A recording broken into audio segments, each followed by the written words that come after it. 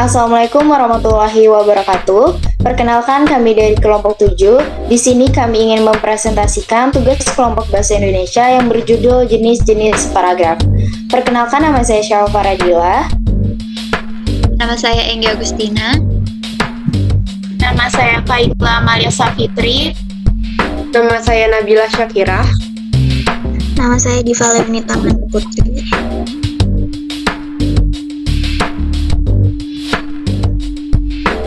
Jenis paragraf diperhatikan dari satuan karangan diantaranya. Yang pertama, paragraf pembuka.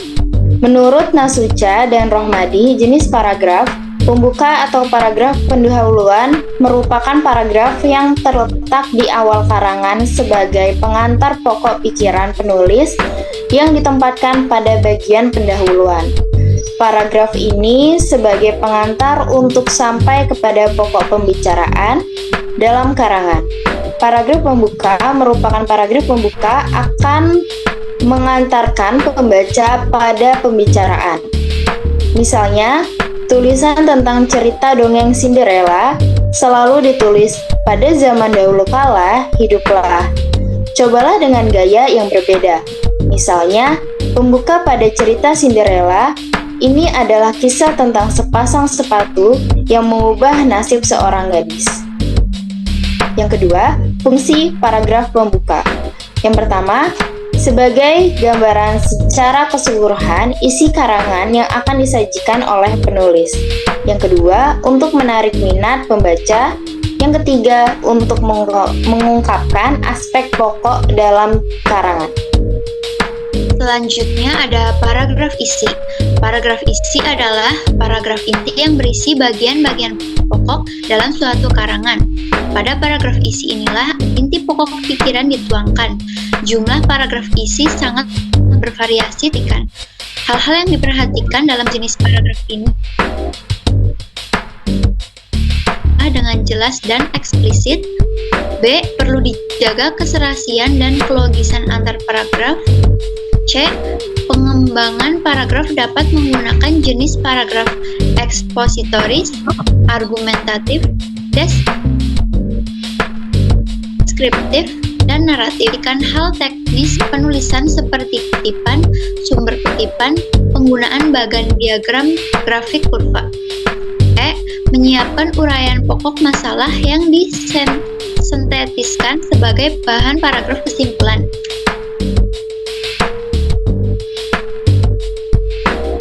Contoh paragraf isi. Mengapa tulisan saya sering tidak selesai ya? Kesulitannya apa ya? Saya mencoba menganalisis diri dalam menulis nih. Pertama, saya tidak pede alias tidak percaya diri kalau mengungkapkan pikiran. Terkadang saya menghindari tulisan yang dapat menimbulkan perbedaan cara pandang terhadap sesuatu hal atau yang bisa menimbulkan polemik. Saya khawatir mereka tidak dapat menangkap apa yang saya maksud.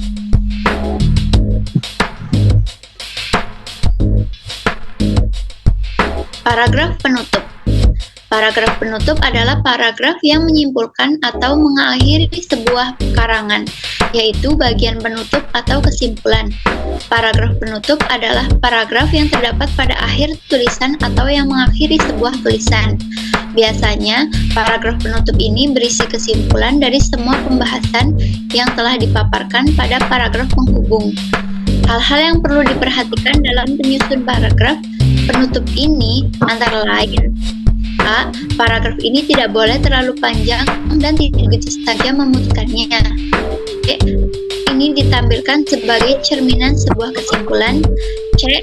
Paragraf ini harus mendapat kesan positif dan informasi pengetahuan yang logis dan kondusif. D. Paragraf ini dapat berupa jawaban singkat dari uraian atau pertanyaan yang terdapat pada paragraf pembuka. E. Paragraf ini jangan lagi menguraikan, mengutip, dan mengemukakan masalah baru. F. Berdasarkan apa yang disimpulkan dalam paragraf, penulis dapat mengajukan rekomendasi atau usulan yang berupa saran karena keterbatasan waktu dan dana yang penulis dapatkan. Contoh paragraf penutup, Ternyata menyelesaikan tulisan sebanyak 700 kata itu cukup menantang buat saya. Tetapi ini tantangan yang menarik. Semoga saya bisa mengikuti pelatihan ini sampai selesai dengan mengerjakan tugas-tugas tepat waktu dan dapat melanjutkan kebiasaan menulis setiap harinya. Terima kasih Om J dengan kesempatan belajar ini. Jenis paragraf diperhatikan dari posisi kalimat topik dalam paragraf diantaranya paragraf deduktif. Paragraf deduktif adalah jenis paragraf yang menempatkan kalimat topik pada awal paragraf.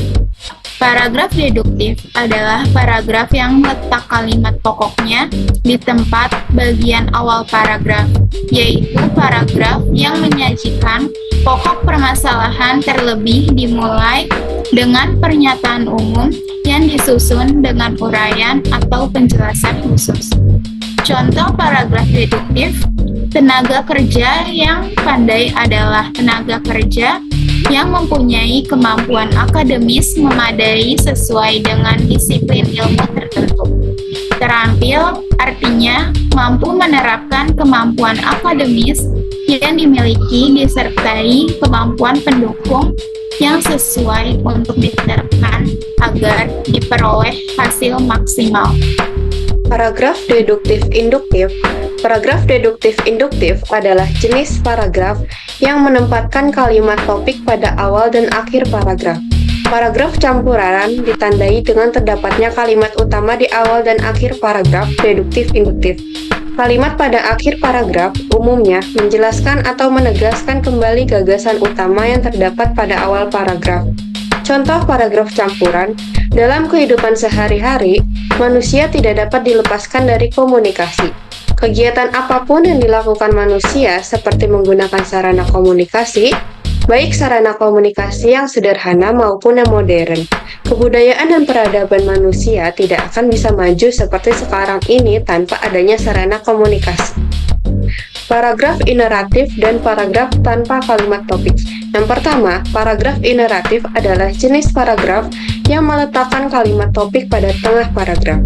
Yang kedua, paragraf tanpa kalimat topik adalah paragraf yang menyembangkan paragraf yang melebihi satu paragraf. Jenis paragraf diperhatikan dari cara atau metode pengembangan paragraf di antaranya: 1. Paragraf menerangkan. Yang kedua, paragraf merinci.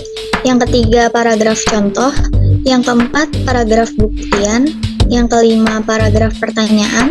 Dan yang terakhir, paragraf perbandingan. Jenis paragraf menurut sifat isinya diantaranya: A. Eksposisi, berisi uraian atau penjelasan tentang suatu topik dengan tujuan memberi informasi. Yang B.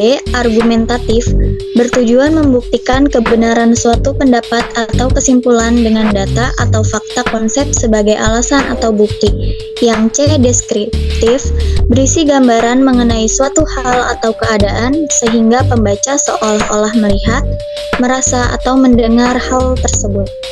Yang D. Persuasif, karangan ini bertujuan mempengaruhi emosi pembaca agar berbuat sesuatu. Dan yang terakhir, E. Naratif, karangan ini berisi rangkaian peristiwa yang susul-menyusul sehingga membentuk alur cerita. Karangan jenis ini sebagian besar berdasarkan imajinasi. Sekian presentasi dari kelompok kami. Mohon maaf apabila ada salah kata. Wassalamualaikum warahmatullahi wabarakatuh.